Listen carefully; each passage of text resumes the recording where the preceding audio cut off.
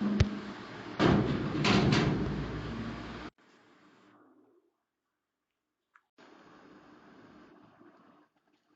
शिवोहम। आवाज आ रही है? हाँ शिवोहम आराम से। क्या विषय चल रहा था अपना?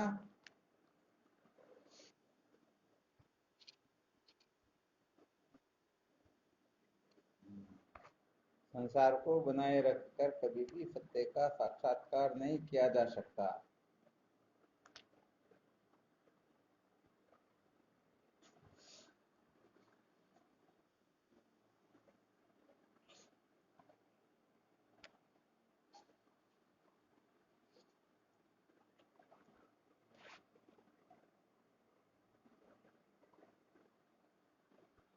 संसार को बनाए रखकर कभी भी सत्य का साक्षात्कार नहीं किया जा सकता, ठीक है ना? अच्छा, कल क्या विचार किया था इसी बिंदु पर?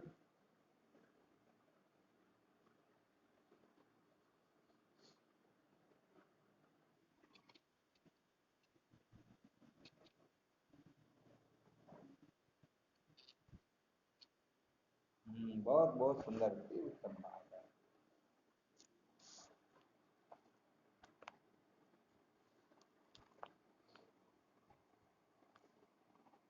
अच्छा, यहाँ पर थोड़ा और विचार करते हैं।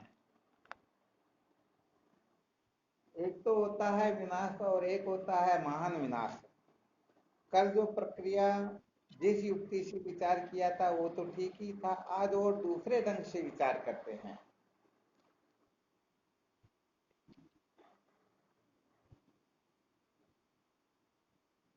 किस मनुष्य का विनाश होता है और किसका सर्वविनाश हो जाता है। यहाँ पर संकेत कर देते हैं किसकी गलती क्षमा के योग्य होती है और किसकी गलती क्षमा के योग्य नहीं होती हैं। जिसकी गलती क्षमा के योग्य होती है उसका केवल विनाश होता है, और जिसकी गलती क्षमा के योग्य नहीं होती है जिसे अक्षम्य अपराध कह सकते हैं। योगवासी इसमें ये बहुत अच्छा वर्णन आता है इसका।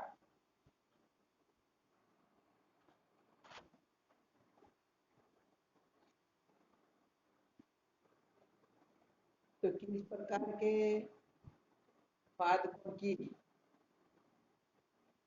अधिक दुर्गति होगी और किसकी कम होगी, ध्यान रखना है। आप पादपों की ही चर्चा करेंगे।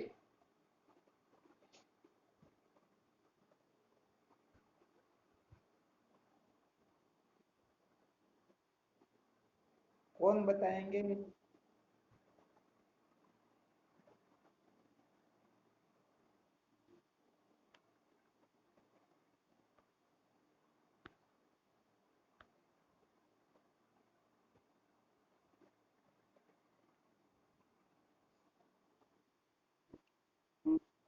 हाँ शिवोहम।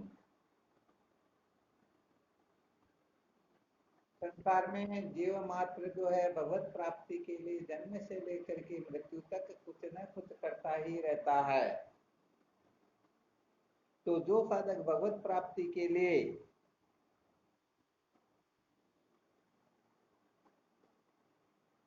प्रवृत्त होकर के साधन भजन में रत रहते हैं, उनमें से किसका विनाश होता है और किसका सर्वविनाश हो जाता है।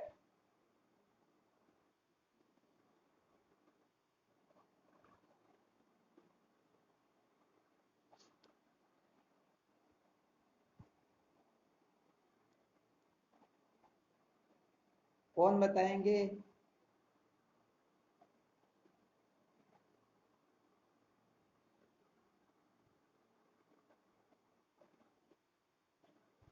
क्या हुआ?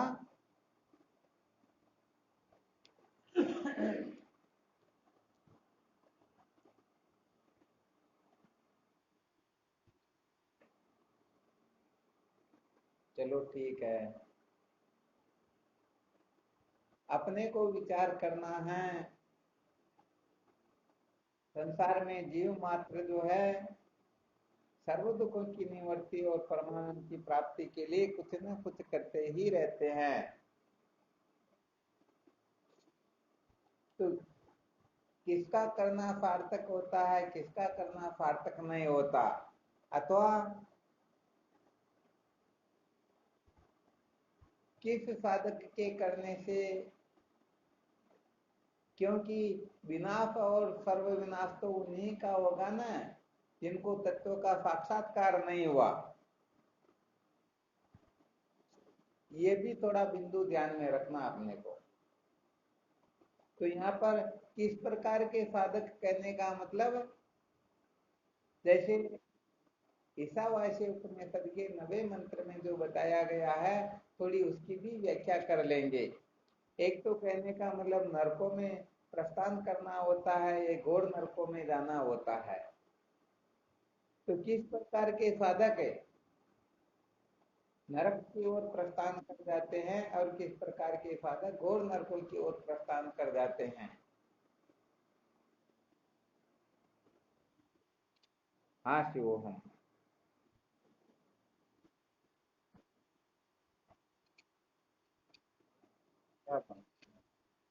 बहुत बहुत धन्यवाद। वास्तव में यही मंतव्य था प्रश्न का भी।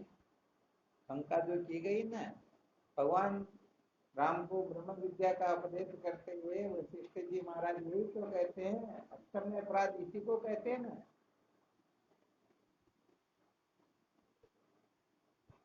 कहने का मतलब जो इस बात को अच्छी तरह से जानता है कि केवल और केवल मात्र ब्रह्म विद्या के द्वारा ही जीव जन्म मरण के चक्कर से मुक्त हो सकता है। सत्य को जाने बिना दुखों का कभी भी अंत होता ही नहीं।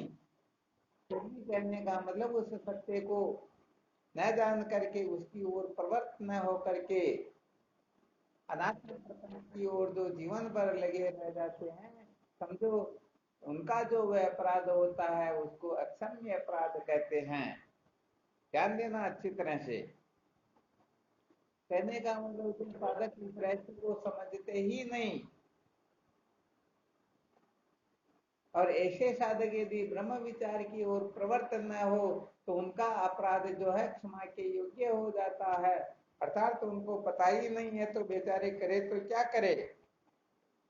परंतु जिनको आत्ममय का आत्महिमा का परिचय भी है, उनको अच्छी तरह से पता भी है कि इस मार्ग पर चल करके ही जीव जन्म मृत्यु की संकला से मुक्त हो सकता है।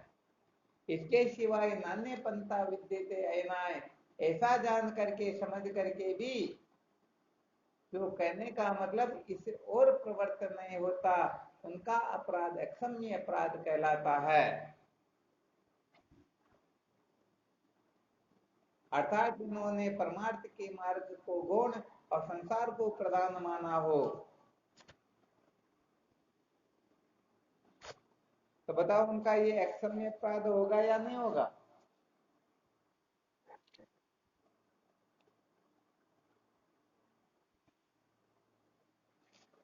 शायद समझ में आ रहा होगा थोड़ा बहुत। आ रहा ना, इनको अच्छी तरह से समझना। चलो थोड़ा प्रसंगवश आज विचार करते हैं। कल जिसका वर्णन किया गया था, सूर्या नाम ते लोका अंधेन तमसावृता तांते प्रत्याभिगतंति एकेचात्मानो जना। क्या बताया, तीर्थ जगह पर सूर्य का प्रकाश भी नहीं पहुंचता, ऐसे घोराती घोर नरकों में प्रवेश मिलता है। किसको,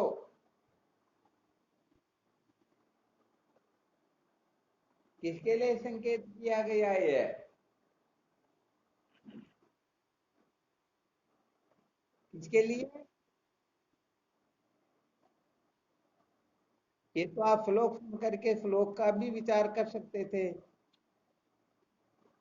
सूर्या नामते लोका अंधेन तमसावलता तांते प्रत्याभिगच्छन्ति एकेचात्मानो जना।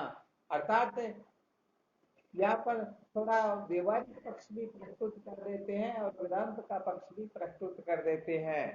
इस मंत्र में ये बताया गया है जो आत्महत्यारे होते हैं उनको ऐसे नरकों में प्रवेश मिलता है जहाँ पर सूर्य का प्रकाश भी नहीं पहुंचता है।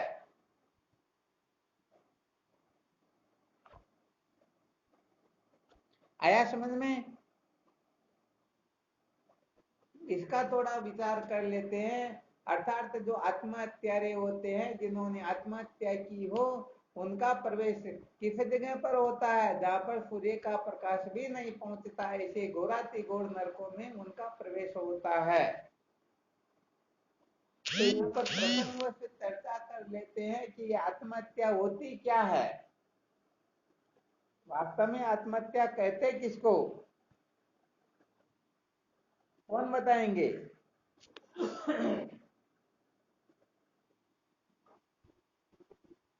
हाँ शिवोहम।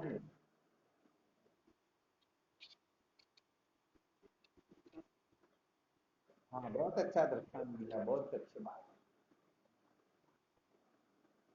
देखो यहाँ पर आत्महत्या जो है दो प्रकार से होती है। कितने प्रकार से होती हैं? तो जो व्यवहारिक पक्ष का जो बताया जाएगा, वह आत्महत्या जो होती है उसके बारे में ज्यादा विचार नहीं करेंगे। वेदांत की दृष्टि से जो पक्ष है उसी पर ज्यादा विचार करेंगे। तो एक तो आत्महत्या होती है जिसको व्यवहारिक दशा में सुसाइड करना कहते हैं। जैसे रस्सी पर लटक गए या एन केन प्रकार अपने शरीर को नष्ट कर देना, इसको आत्महत्या कहते हैं। आ गया समझ में? तो ये जो आत्महत्या है ये किस प्रकार की है? ये साधारण आत्महत्या है, व्यवहारिक दृष्टि से आत्महत्या है। वास्तव में आत्महत्या क्या है अपने को इसे समझना है। यदि उस वास्तविक आत्महत्या से हम युक्त है, उस प्रकार की आत्महत्या कर रहे हैं, तो जो सुसाइड करते हैं उनसे भी हजारों गुना पतन अपना हो जाता है। तो वास्तव में आत्महत्या होती है ये मानव देह केवल और केवल मात्र आत्म तत्व के साक्षात्कार के लिए मिला हुआ है। अर्थात यहाँ पर हम चतुष्टय साधन संपन्न भी हो सकते हैं। मल विक्षेप आदि दोषों से विनिर्मुक्त होकर के चतुष्टय साधन संपन्न होकर प्रोत्य ब्रह्मनिष्ठ गुरुदेव की शरण में जाकर के आत्म तत्व का यथार्थ बोध प्राप्त कर सकते हैं या नहीं? तो ये मानव देह प्राप्त करके जो आत्म तत्व का साक्षात्कार न करके अपने जीवन को व्यर्थ बर्बाद कर देता है, समझो सचमुच में वही आत्महत्यारा होता है। क्योंकि देखो यदि किसी ने शरीर को नष्ट कर दिया तो हो सकता है शरीर तो फिर भी मिल जाएगा, परंतु यदि आत्म तत्व को न जान करके शरीर को नष्ट कर दिया तो फिर तो उसे मानव देह बहुत ही मुश्किल से मिलने वाला है। इसके लिए शास्त्रों में वर्णन किया जाता है। 71 बार सतयुग व्यतीत होगा, 71 बार त्रेता युग, 71 बार द्वापर युग और 71 बार कलयुग बीतेगा। अर्थात 30 करोड़ 67 लाख 20 हजार वर्ष में वापस अपने को मनुष्य बनने का सौभाग्य प्राप्त होता है। ब्रह्मा जी के एक दिन के अंतर्गत 14 मनु और 14 इंद्र अपना राज्य करके पूरे हो जाते हैं। अर्थात ब्रह्मा जी के एक दिन में जैसे अपने एक दिन में 12 घंटे होते हैं, वैसे ब्रह्मा जी के एक दिन में 14 घंटे होते हैं। वैसे अपने भी कभी कभी 14 घंटे का दिन होता है, कभी कभी 14 घंटे की रात हो जाती है, इसलिए ऐसा कोई विशेष नहीं। तो ब्रह्मा जी के यहाँ पर घड़ी लगी हुई है और प्रत्येक घंटे में घंटा बजता है और एक घंटा बजता है तो एक इंद्र अपना राज्य करके पूरा हो जाता है। जैसे स्कूल में मास्टर साहब अपना पीरियड पूरा होने पर दूसरी कक्षा में चले जाते हैं, ऐसे ही ब्रह्मा जी की वहां पर घड़ी लगी हुई है। जैसे ही घंटा लगता है दूसरा इंद्र और दूसरा मनु अपना शासन कार्यभार संभाल लेते हैं। तो एक मनु के शासन काल में एक बार प्रत्येक जीव को मनुष्य बनने का सौभाग्य प्राप्त होता है। इस दृष्टि से देखा जाए तो ब्रह्मा जी के एक दिन के अंतर्गत अपने को 14 बार मनुष्य बनने का अधिकार प्राप्त होता है। परंतु इतना जरूर ध्यान रख लेना ब्रह्मा जी का 1 घंटा जो होता है वह होता है 71 बार सतयुग व्यतीत होता है, 71 बार त्रेता युग, द्वापर युग और 71 बार ही कलयुग व्यतीत होता है, तब जाकर के ब्रह्मा जी का 1 घंटा होता है। आ रहा है समझ में? हाँ, कुल मिलाकर के 4 युग की एक चौकड़ी होती है, ऐसी ऐसी 71 चौकड़ी जब व्यतीत होती है, कहते हैं ना, धन ले जा रहे दाढ़वी मत जाने तू हेड़ो, कहतो मातो रणो थयो न तो होरियो अगोतर में भेड़ो। ऐसा की बात आवा ना सुन मामा आपने। तो कुल मिलाकर के ये मानव देह जो है अपने को ब्रह्मा जी के प्रत्येक 1 घंटे में एक बार प्राप्त हो जाता है, और 1 घंटा ही इंद्र का शासन रहता है, 1 घंटा ही मनु का। तो प्रत्येक मनवंतर में एक बार प्रत्येक जीव को मानव बनने का सौभाग्य प्राप्त होता है। बताओ ये मानव जीवन, मानव देह बहुत ही दुर्लभ है या नहीं है? अरे ये इतना दुर्लभ है, इतना दुर्लभ, अपने को तो ऐसा लग रहा होगा कि ब्रह्मा जी के प्रत्येक घंटे में अपने को मनुष्य बनने का सौभाग्य प्राप्त होता। परंतु इस तरफ ये ध्यान कर ले कि 1 घंटा कहते किसको, तो कहने का मतलब पैरों तले से जमीन खिसक जाती है। 71 बार सतयुग व्यतीत होना कोई मामूली बात नहीं होती है। ऐसे ही 71 बार त्रेता द्वापर कलयुग व्यतीत होना, तब जाकर के समझो हमें मानव देह प्राप्त करने का सौभाग्य प्राप्त होता है। और ऐसा सौभाग्य प्राप्त करके भी यदि कोई आत्म तत्व का साक्षात्कार न करके ऐसे ही जन्मा और ऐसे ही मर जाता है, तो बताओ वह सचमुच में सबसे बड़ा आत्महत्यारा है या नहीं? हाँ, अच्छी तरह से इस रहस्य को समझ लेना। यहाँ किसी को किसी के भरोसे नहीं रहना है। वास्तविक बात तो यही है कि यदि कोई आत्म तत्व का साक्षात्कार न करके सदैव का त्याग करके जाएगा तो उसकी इतनी दुर्गति होगी जितनी दुर्गति किसी की होने वाली है ही नहीं। तो थोड़ा आपको संकेत किया गया है, ये मानव जीवन 30 करोड़ 67 लाख 20 हजार वर्ष में एक बार मिलता है। फिर भी देखो थोड़ा और विचार, थोड़ा विवेक करके बता देते हैं। इस विश्व के अंतर्गत ये भारत भूमि जो है ना, ये भारत भूमि ही अध्यात्म की भूमि है। भारत के अंतर्गत जन्म लेना भी बड़े पुण्य की बात होती है। विचार करके देखो, यदि मानव बनने का सौभाग्य प्राप्त हुआ 30 करोड़ 67 लाख 20 हजार वर्ष के बाद में, और यदि पश्चिमी देशों में पाश्चात्य संस्कृति वालों के यहाँ यदि जन्म हो गया तो बताओ क्या कर पाओगे? नास्तिकों के यहाँ जन्म हो गया तो बताओ आत्म तत्व का साक्षात्कार कर पाओगे क्या? हाँ बिल्कुल, कहने का मतलब यहाँ किसी के भरोसे नहीं रहना। सचमुच में इस बात को गंभीरता से हमें श्रवण मनन करना है और अपने जीवन को इस तरफ पूर्ण रूप से प्रवृत्त कर देना है, वरना दुखों के सिवाय, रोने पछताने के सिवाय कुछ भी मिलने वाला है ही नहीं। तो कहने का मतलब ऐसी पवित्र भूमि में जहाँ अध्यात्म की भूमि है, जिसको विश्व का गुरु कहा जाता है, इसी जगह पर अपना जन्म हुआ। और फिर ये सौभाग्य की बात देखो कि अपने जो संस्कार आदि जो है, अपने को जो संत महापुरुष मिले हुए हैं, ये सारे के सारे अपने अनुकूल है। ऐसे समय में यदि कोई आत्म तत्व का साक्षात्कार न करके मूर्खता से अपने जीवन को व्यर्थ बर्बाद कर देता है, तो समझना चाहिए उसके जैसा नीच नराधम संसार में कोई है ही नहीं। अरे किसी को राष्ट्रपति प्रधानमंत्री बनने का सौभाग्य प्राप्त हो रहा हो और वह कहीं पातल चाटने के लिए अपने जीवन को बर्बाद कर दे, नहीं नहीं, ये 2-4 गुलाब जामुन किसी ने छोड़ दिए, मैं इनको व्यर्थ बर्बाद कैसे होने दूं? अरे भाई, इस तरफ समय निकल जाएगा, फिर पातल चाटते ही रहना, फिर चपरासी बनने का सौभाग्य भी प्राप्त होने वाला है नहीं। आ गया समझ में? हाँ, तो यहाँ पर असली बात वास्तव में यही है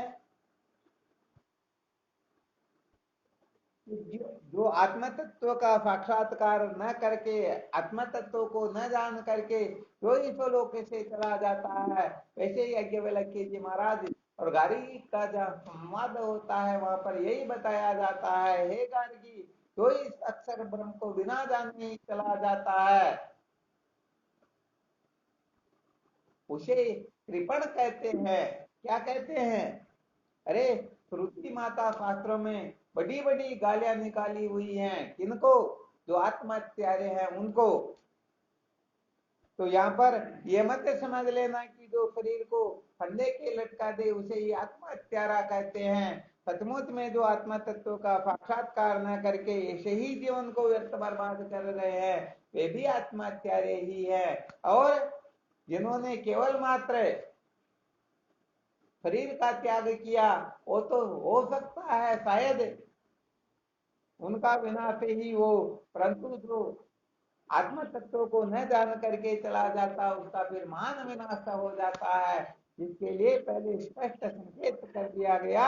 ऐश्वर्या नाम ते लोका अंधेन तमसा व्रता तास्ते प्रत्यभिगछन्ति एकेचात्मनो जना। अर्थात जिन्होंने आत्म तत्व का साक्षात्कार नहीं किया और ऐसे ही जीवन को व्यर्थ बर्बाद कर दिया, उनका वहां प्रवेश होगा जहां पर सूर्य का प्रकाश भी नहीं पहुंचता, खाने पीने के लिए कोई व्यवस्था नहीं होती, वहां पर अपने शरीर से जो निकली अर्थात पेशाब को ही पियो, लेट्रिन को ही खाओ, इसके सिवाय खाने पीने की कोई व्यवस्था है नहीं। अब यदि कोई ऐसा सोच ही ले, नहीं नहीं मुझे तो यही अच्छा लगता है, तो फिर हम उनका कोई कुछ नहीं कर सकता है। न आप कर सकते हो, न मैं कर सकता हूँ, न दूसरे कोई कुछ कर सकते हैं।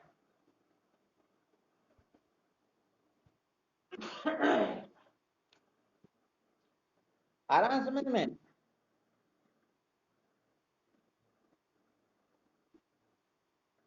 हाँ, तो इसका अपने को खूब मंथन करना है, खूब विचार करना है।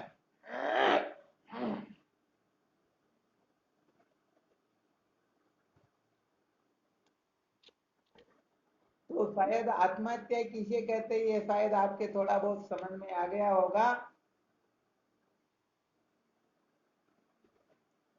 तो कुल मिलाकर के अपने को आत्महत्यारे नहीं बनने हैं। अच्छा चलो फिर दूसरी ओर से और विचार करते हैं। नरक में कौन जाता है और घोर नरकों में कौन जाता है?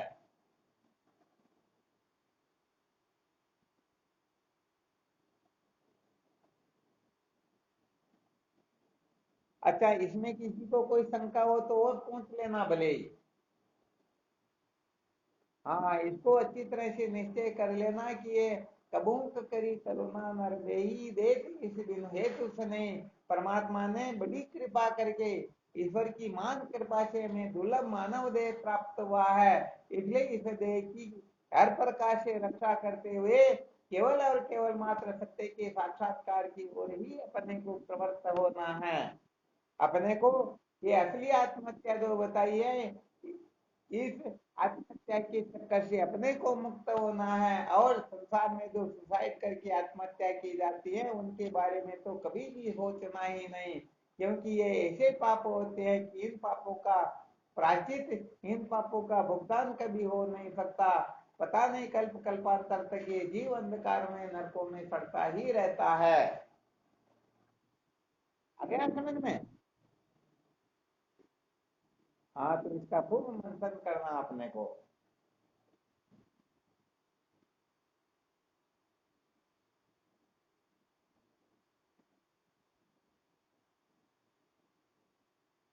हाँ, फिर दूसरा जो प्रश्न किया गया ना, जो आत्म तत्व को जानने की ओर समझो निकल पड़े हैं, निकल चुके हैं, जिन्होंने बिल्कुल ही नहीं जाना उनका वर्णन करके बता दिया वो आत्महत्यारे है। परंतु जो आत्म तत्व की खोज में निकल चुके हैं उनमें भी कौन ऐसे हैं जो नरकों में जाते हैं, कौन ऐसे हैं जो घोर नरकों में जाते हैं।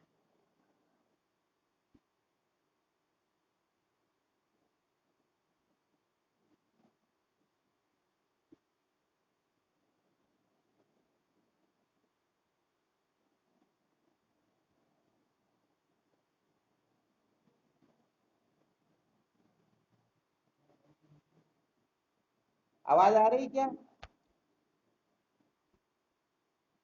है? आ रही क्या? तो बताइए कौन जाते हैं?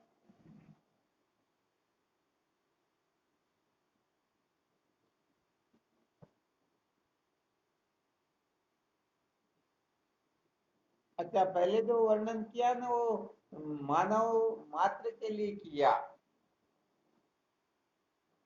अब यहाँ पर जो वर्णन होगा वह संसारी पुरुषों के लिए नहीं, बल्कि जो संसार से प्रस्थान कर चुके हैं, भगवत प्राप्ति की ओर जो निकल चुके हैं, जो शास्त्रों की मर्यादा में रह करके जीवन जी रहे हैं, साधन भजन कर रहे हैं, ऐसे लोगों का विचार कर रहे हैं। इनमें से जिनको साक्षात्कार हो जाएगा वो तो निश्चित रूप से मुक्त हो जाएंगे, परंतु कुछ ऐसे साधक भी होंगे, क्योंकि ये शास्त्रों का संकेत है, श्रुति माता का उपदेश है। श्रुति माता ठीक ठीक प्रकार से निर्णय कर देती है कि इस प्रकार की समझ वालों को नरक प्राप्त होता है और इस प्रकार की समझ वालों को घोर नरक की प्राप्ति होती है।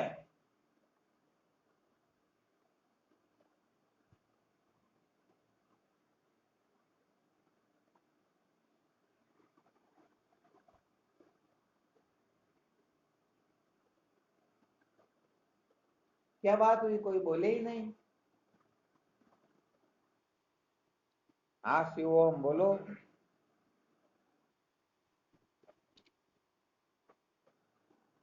बोल। अच्छा, अपरा अपरा विद्या में अटक जाते हैं ना? अच्छा, थोड़ा दृष्टांत या ऐसा कुछ दे करके बताओ।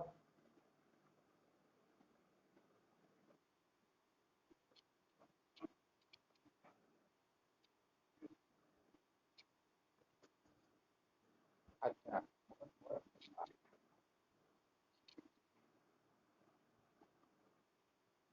बहुत बहुत धन्यवाद। अच्छा, अपरा विद्या में जो अटक जाते हैं वो घोर नरकों में जाते, फिर नरक में कौन जाएंगे?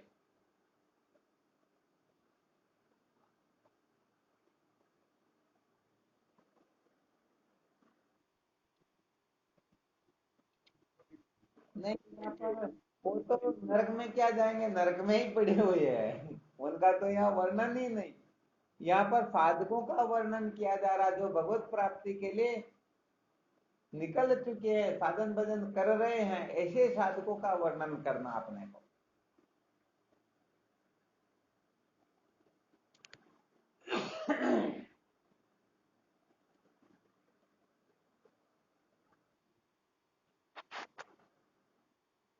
चलो ठीक, फिर भी मोहनानंद महाराज ने बहुत ही अच्छा बताया। देखो, एक तो होती है पराविद्या और एक होती है अपराविद्या। अपराविद्या के अंतर्गत वैसे पराविद्या में कोई प्रकार नहीं होता है और अपराविद्या में अनेक प्रकार होते हैं। ध्यान देना अच्छी तरह से। जैसे अंतःकरण के तीन जो दोष होते हैं, एक दोष तो पराविद्या से निवृत्त होता है और दो दोष अपराविद्या से निवृत्त होते हैं। शायद समझ में आ जाएगा अब आपके। किस प्रकार की अपराविद्या से अंतःकरण के दो दोषों की निवृत्ति होती है?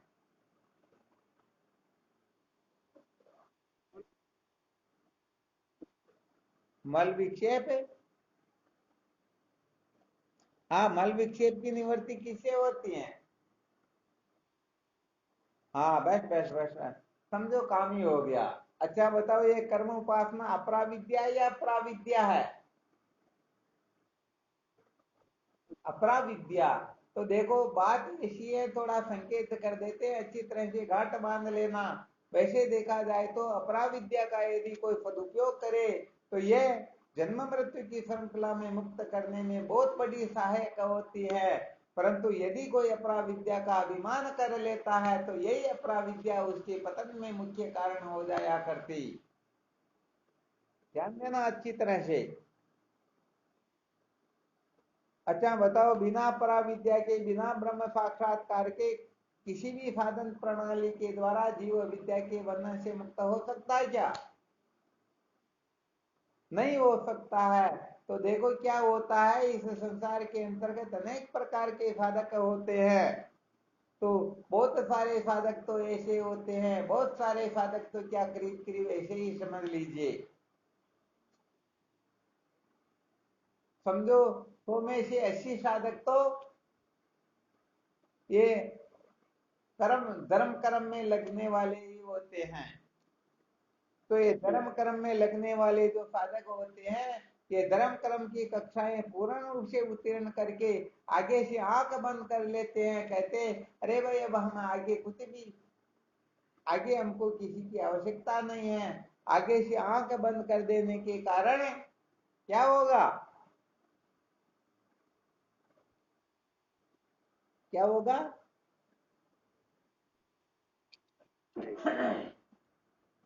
आगे से आंख बंद कर देने के कारण इनको नरकों में जाना पड़ेगा, क्योंकि धर्म का फल तो स्वर्ग की प्राप्ति है। तो जब तक उनका पुण्य है तब तक स्वर्ग में रह लेंगे, परंतु बताओ उसके पश्चात क्या होगा? ये मानव देह किसके लिए मिला हुआ है? हाँ, अविद्या के बंधन से छुटकारे के लिए मिला हुआ है। अब अविद्या के बंधन से छुटकारा न प्राप्त करके कर्म कर्म में ही अटक गया, कर्म को ही अपने जीवन का लक्ष्य बना लिया, तो बताओ उसकी दुर्गति होगी या नहीं होगी?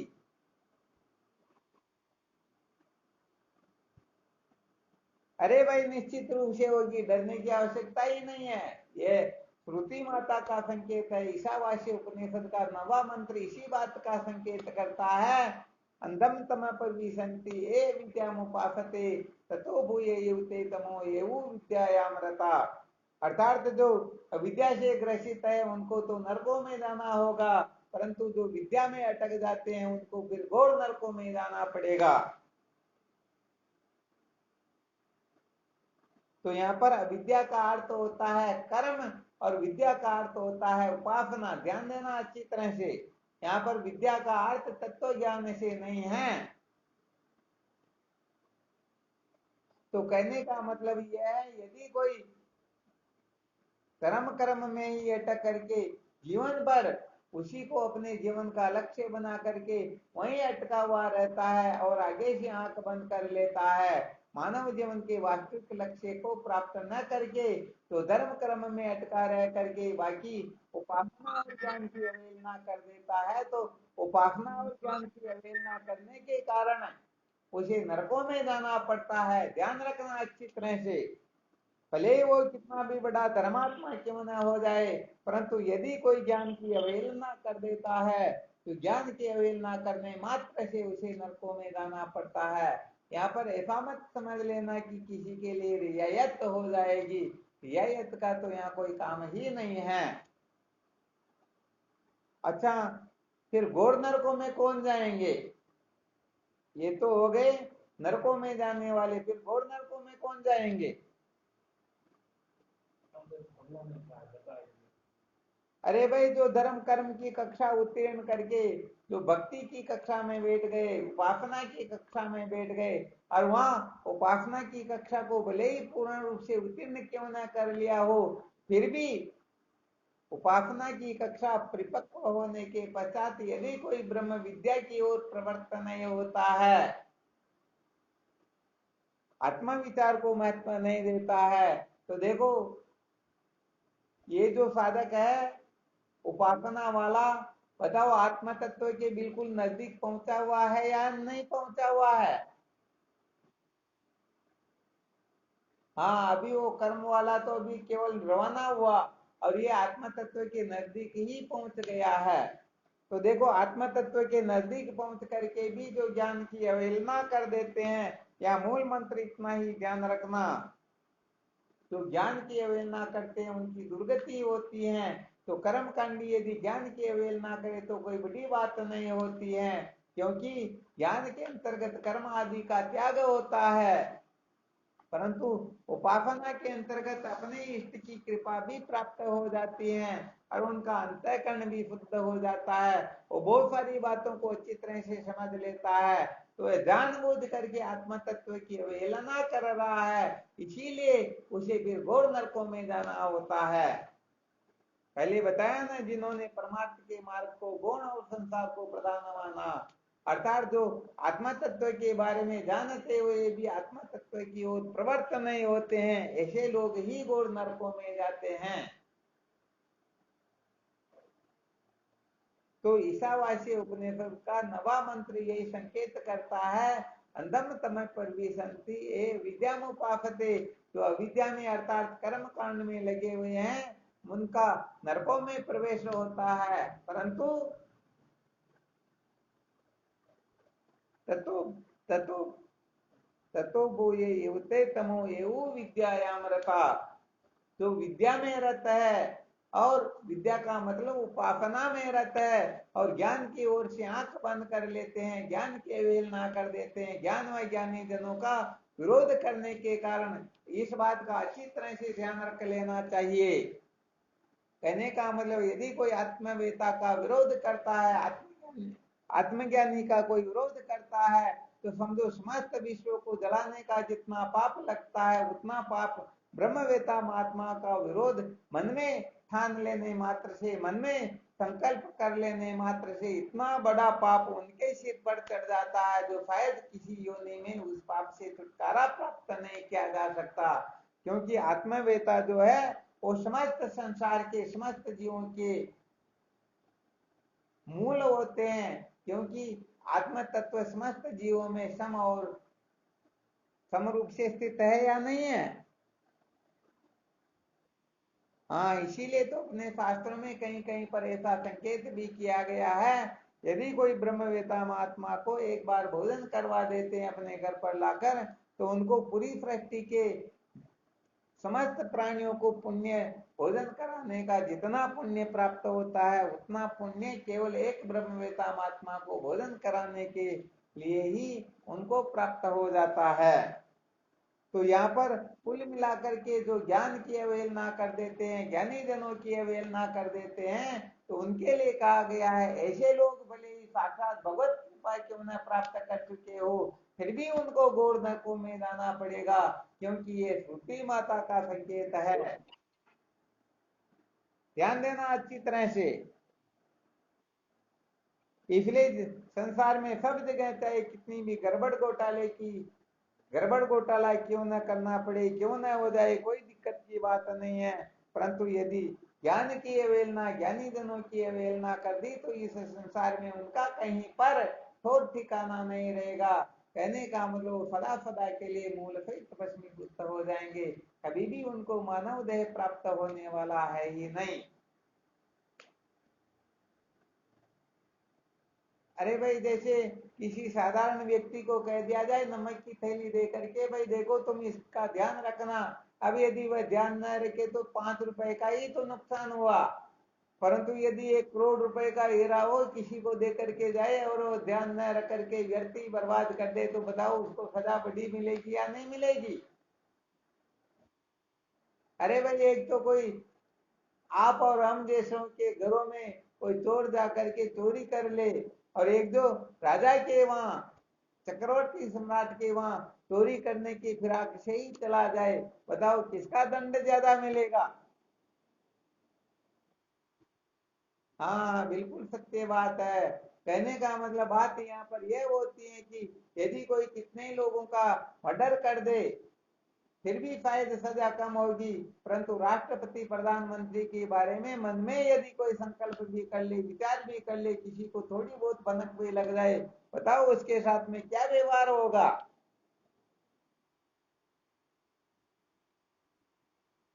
समझ में आ रहा ना। हाँ, तो कुल मिलाकर के जिनको इतना पता लग गया कि ये सारा संसार वास्तव में नाशवान है, संसार के समस्त भोग पदार्थों को प्राप्त करके भी हम अगर अमर नहीं हो सकते हैं, सत्संग ही जीवन का सार है, बिना ज्ञान किसी का कल्याण नहीं होता है, ऐसा समझ करके भी फिर जो नाम रूप कुल गोत्र वर्ण आश्रम के चक्कर में पड़ करके, स्थूल सूक्ष्म कारण के चक्कर में पड़ करके, जागर स्वप्न सुसुप्ति के चक्कर में पड़ करके, पंच कोशों को महत्व दे करके, ये मान बढ़ाई के चक्कर में पड़ करके, देव आसना लोको आसना को महत्व दे करके यदि कोई ब्रह्म विद्या की अवहेलना कर देता है तो समझ लेना चाहिए सचमुच में उनके पापों का कहीं प्रायश्चित होने वाला है ही नहीं। उनकी तो दुर्गति, उनकी तो निश्चित रूप से पुराती घोर नरकों की प्राप्ति होने वाली है ही है। तो कहने का मतलब जो जितने ऊंचे पद का मालिक होता है उनकी सजा वैसी ही होती है। इसीलिए कहने का मतलब यदि कोई साधारण आदमी गलती करे तो उनका कोई विशेष दंड आदि नहीं होता है, परंतु समझो यदि देश के राष्ट्रपति प्रधानमंत्री गलती कर दे तो कहीं पर सिग्नेचर कर दे तो बताओ कितना बड़ा गड़बड़ घोटाला हो जाएगा। इसीलिए कहने का मतलब धर्म कर्म में लगे हुए साधक वो साधारण होते हैं, वो बेचारे ऐसे विशेष नहीं होते हैं। इसलिए वो यदि ज्ञान की अवहेलना कर देते हैं तो उनको केवल मात्र नरक की ही प्राप्ति होती है। परंतु जो आगे की कक्षा में बैठ करके उपासना की कक्षा परिपक्व करके भी जो ज्ञान की वैज्ञानिक जनों की अवहेलना कर देता है तो समझ लेना चाहिए कि उनसे बड़े आत्माचार्य कोई होते ही नहीं। और ऐसे आत्माचार्य ही सूर्या नाम लोकान तमसावर्ता, ऐसे लोगों की उनको प्राप्ति होती है अथवा उनको घोर नरकों की प्राप्ति होती है। शायद समझ में आ गया होगा। चलो बहुत बहुत धन्यवाद। अब इसमें कोई शंका हो तो देख लो।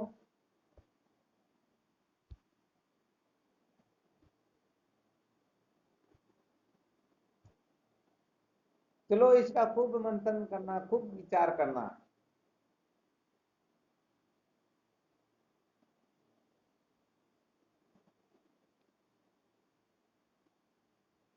ठीक, शिवोहम। हाँ, शिवोहम, नमो नारायण, हरि ओम।